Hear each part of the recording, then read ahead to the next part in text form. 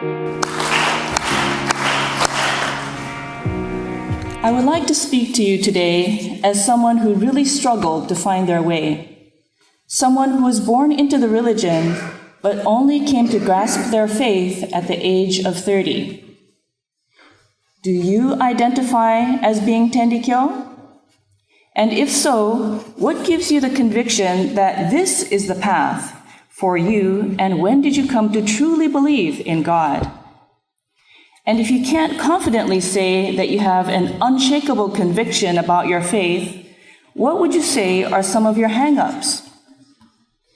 I was born and raised in Kathmandu, Nepal, and lived there for 14 years with my parents and my 2 younger sisters. I am 4th generation Tendikyo on my paternal and my maternal sides of my family. Much like others who were born into the path, I grew up praying alongside my parents, reading scripture, and learning the dance and instruments for the service. I identified as being Tendikyo, but when my non-Tendikyo friends from school asked me about my faith, I felt inadequate in answering their questions. Those of you who grew up speaking with your parents and had a chance to attend the Boys and Girls Association Sunday School, TSA activities, and Oyasato seminar, or came to know Tendikyo later in your life and attended the Joy Workshop, 2-day course, or Shuyokai, are very lucky to have a good foundational knowledge of the teachings. But knowing about Tendikyo and having a sense of conviction that this is truly your faith, I think, are 2 different things. At different stages in my life, there were specific instances that helped me solidify my faith. I think the first instance my faith started to awaken is when I was about 11 years old. At this point in my life, I was an English learner being pulled out into ESL classes until the 4th grade and not understanding the language and culture of my mostly American friends. I always felt lost and behind, and I was always trying to catch up. I was generally dissatisfied with my life and wondering what I was doing in this world and why I couldn't be like the others, and so forth. My father was a very busy person, and I didn't get to spend too much time with him. But on one of those occasions that we did talk, he told me that God the Parent created us to see us lead the joyous life, and that was the meaning of our existence. Knowing the goal and purpose of my life was very powerful. Although there were many things that I still didn't know or understand about my faith, that knowledge really grounded me and became the foundation of my faith. The reason Tsukihi began Human Beings was the desire to see you lead a joyous life. Ofudesaki Part 14, verse 25. The American school I attended only went up to 9th grade. So after that year, I was to attend school in Japan. I went to Tendi with my mother and 2 younger sisters, as we had done before to attend the children's pilgrimage. Except for when the summer ended, they all went back to Nepal, and I stayed by myself at the Tsumisho dormitory. My mother gave me a binder and wrote to me all the time on loose-leaf paper that could be kept in this binder. Can you imagine being separated from your 14-year-old and trying to instill life lessons and passing down the teachings through letters? That is what she was trying to do. Although I spoke Japanese at home with my parents, my reading and writing were not grade level. Every day, instead of being able to join a school club and enjoy a sport, I had to be tutored at the Overseas Mission Department after school. I had to start from 2nd grade kanji characters and do worksheets every day. At school, kids would ask me how to say bad words in English, and I got reprimanded by older students for not knowing cultural protocols to show respect. And did I tell you that they had to put me in the 8th grade so I could catch up and pass the high school entrance exam? Again, I was behind, trying to catch up. I was frustrated with myself, my studies, and life in general.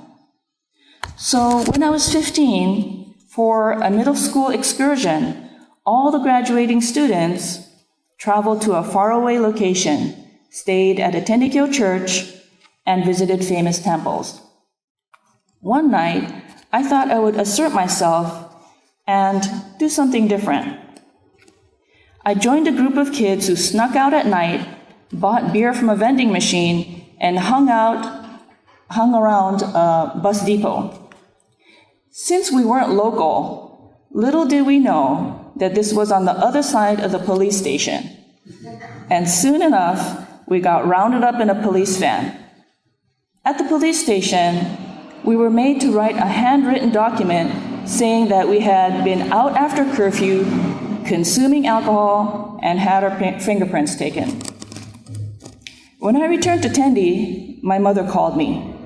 In those days, there was no internet, no FaceTime. International calls were very expensive, so it was unusual for me to receive a call. What I remember about that phone call is that she said I already knew that what I had done was wrong, and she didn't reprimand me. I can't really remember what else she said, but I felt that I had disappointed my parents, my teachers, the people I lived with at the dormitory, and that I had brought shame to my school and even the religious community that was associated with the school. The adults who lived with me at the church dormitory were nice, but they were not family. And if I did anything that had to be corrected, they all let me know at different times. The only relative I saw was my uncle, who came to Tendi once a month. I didn't have my sisters to talk to or parents to hold and comfort me nearby. I started to go to the main sanctuary to clean the corridors. I went to the church headquarters morning service. I went to the founder's sanctuary and talked to Oyasama. I could confide in her and say anything to her. Her warm presence brought me comfort that I could find nowhere else. Tutsukihi, all of you in the world are my children. Love for you fills me. This is my single heart. Ofudesaki Part 17, verse 16. In dark times, I learned to lean on Oyasama. Sometimes the songs for the service helped guide me. In the middle of my senior year in Tendi High School, I visited my parents in Nepal. Seniors were having to decide what school we were going to for college. My parents told me that I should attend Tendi University and major in religious studies. I was not happy because I wanted to study biotechnology at a different university. I felt like there was already a Tendikyo track laid out in front of me, and I had no choice but to go along that track.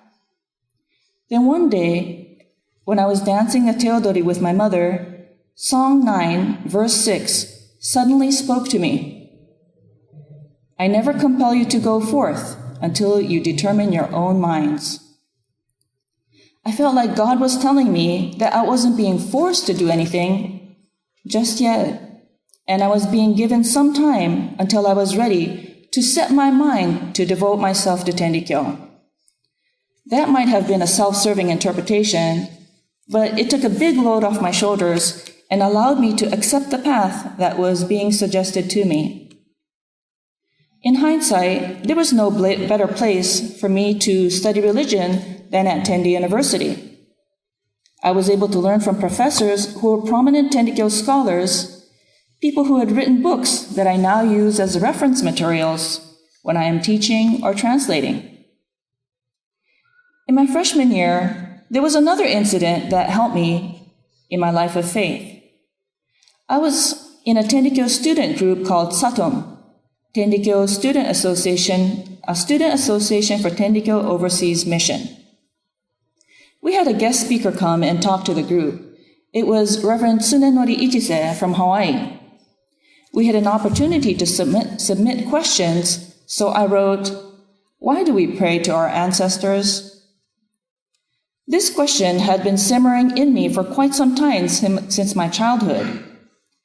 When my school friends came to play at my house, they saw the sanctuary, and someone had remarked that my religion was not legitimate because we were praying to multiple gods.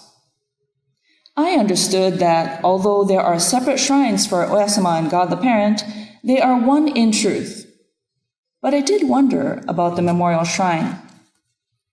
Reverend Ichise read my question in front of the group and said something like, "First of all, we don't pray to our ancestors. We give thanks to those who came before us. This is a non-starter." He sounded dismissive, but for me, this was a huge revelation and lifted a veil of dissatisfaction and doubt about my faith. One never knows what someone might be thinking, what questions, doubts, or misunderstandings one may have that hold them back from completely believing in God and making their faith their own and not just their parents'. This is why I always encourage people to ask questions. And if someone cannot answer your question, please find somebody else to ask. In the very beginning, I relayed to you that I only came to grasp my faith at the age of 30. I had asked God many times to show me signs of God's existence. Hit me with a bolt of lightning. Throw me down the stairs. I felt that my religion was tendikyo, but I wanted some experience to sense God's presence. This is a story of how I finally got that. In my 20s, I had several chances to marry, but my parents didn't agree due to my age, timing, or circumstances that would not allow me to fully serve God in the way they wanted me to. My parents had raised my two younger sisters and I with the hopes that the three of us could fill the shoes of someone like Lois Uchida, a Japanese-American who had been an interpreter for the second Shimbashira and served the church headquarters with her linguistic abilities. Not everyone wants to get married, nor is it a requirement for happiness. There is even an instance in which Oyasama encouraged kokan to serve God at the residence instead of marrying. However, I equated marriage with stability and happiness, as that was what I had experienced in the home in which I grew up. For about a year around the age of 30, I wondered every day, why wasn't I married? Many of my friends were married. Even my youngest sister was married. My mother already had 3 children by this time. My mother already had 3 children by this time. I felt like I was trying to swim upstream against a raging river that was intent on stopping me. Around this time, I was assigned to the tsuzumi, the small drum, for a women's association convention. I asked somebody I knew who I thought could teach me the small drum, and we practiced several times. The convention went well, and I asked my instructor if I could take him out to dinner as a way to thank him. We agreed to meet in front of a bar and grill. However, when he arrived, he said that he had gift certificates for a French restaurant, so he drove us there instead. How would you take this move? After that day, we met at coffee shops a few times. I thought he was really nice, and the type of person my parents would like as well. Before I fell too hard for him, I went to go talk to Oyasama. I told her that I always planned to engage in overseas missionary work, and now I was ready to commit to this. I asked that I be able to marry someone who would enable me to do that. I told her that I was going to ask my small drum instructor where he thought our relationship was going. If it worked out, that would be great. But if it didn't work out, I would marry the first person that was introduced to me in an arranged marriage. So that day, I asked my small drum instructor, "We've been having coffee together several times, but where is this going?" "I am sorry," he said, bowing deeply. Shocked, I asked, "Even if we spent some more time together, you don't think we could make it work?" Again, he said, "I'm sorry." I felt as though he told me that he wouldn't choose me even if we were the last living people on earth. When I got home, I cried and drank and cried. The next morning, I went to work at the Tenrikyo Language Institute and taught English to a bunch of young adults like nothing happened. Then I went home and cried and drank and cried. On the third day of doing this, Reverend Akio Inoue called and asked me to come to his office. I knew him since I was about 5 years old when my family stopped by Singapore on our way to Ojiba, where Reverend Inoue was the head of the Tenrikyo Singapore Mission Center. Since I had recently interpreted for an event that Reverend Inoue had put together, I assumed he wanted to talk to me about something like that. At his office, he asked me, "How old are you? Why aren't you married?" I told him that I was 30 and that my parents didn't approve of my marrying any of the people I had dated in the past. Then he said, "I'll introduce someone to you." After I left his office, it slowly dawned on me that it had been 3 days since I promised Oyasama that if the relationship with the small drum instructor didn't work out, I would marry anyone who was introduced to me. Reverend Inoue, however, didn't have a concrete idea of who he was going to introduce to me at this time. He kept me in suspense for 1 month. During this time, he traveled to Los Angeles and spoke to members of the Young Men's Association. The bishop at the time lamented that there were several church successors who were eligible bachelors. He rattled off some names, including Marlon Okazaki. Then Reverend Inoue traveled to Honjima Grand Church and spoke to the young men there. The ministers at Honjima were also worried about some of the church successors who were getting a little bit up there in age and had not found life partners. Marlon Okazaki's name was mentioned there as well. This is how Reverend Inoue came to introduce me to Marlon. I thought I would be introduced to someone I didn't know at all, so it came as a surprise that he would introduce me to Roxanne's brother. She had been my pool hall buddy when she was teaching at Tenrikyo Language Institute a few years before I got there. One of my sisters had been friends with Roxanne since middle school and had attended another of Marlon's sister Jane's wedding in Los Angeles. I first met Marlon when I was a freshman in college. I thanked him for the red spiral-bound otefuri guide that he had written. 11 years after we first met, we were reintroduced to one another to consider for marriage. My parents were happy to know that Reverend Inoue had suggested Marlon to me, and they were in agreement with our marriage. My colleagues and friends were happy for me. I had a very strong sensation as though I was being gently carried in a warm current and felt peace and happiness. I felt God the Parent's undeniable presence and workings, and this was the moment that this faith became mine. God the Parent didn't hit me with lightning or make me tumble down a flight of stairs. When I made my promise to devote myself to God, I was shown where I could contribute to the path and with whom.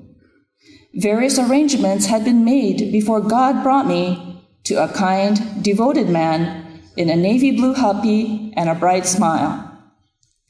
God is constantly sending us messages of love, providing for and protecting us. If we are astute, we can see and feel God's messages everywhere.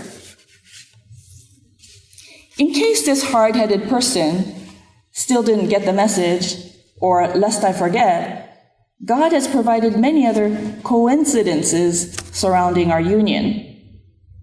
The church establishment date of Marlon's church, Southern Pacific Church, is January 11th, my birthday. His mom's birthday is January 8th, 3 days before my birthday. She has a sister named Keiko. I have a sister named Keiko. All coincidences, you say? How about this? The apartment my mother-in-law lived in after college when she was working at the Tennikyo Overseas Mission Department was Oyasato Nigokan. She lived on the 3rd floor, 2nd unit on the left. The place where I lived when I was introduced to Marlin for marriage, Oyasato Nigokan, 3rd floor, 2nd unit on the left.